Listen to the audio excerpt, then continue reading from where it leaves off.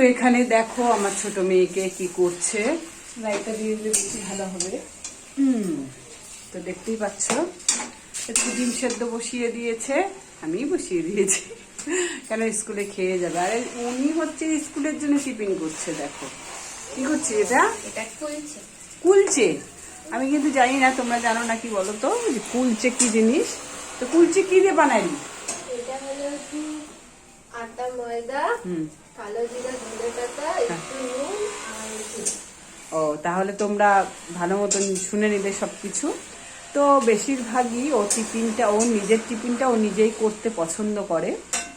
তো দেখতেই পাচ্ছ, এই যে দেখিয়ে দিই তোমাদেরকে একটু, এই যে লম্বা লম্বা, কিন্তু গোল গোল না, গোল গোল না, লম্বা।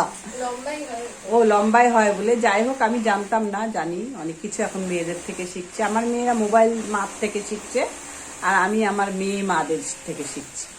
তো যাই হোক, টাটা।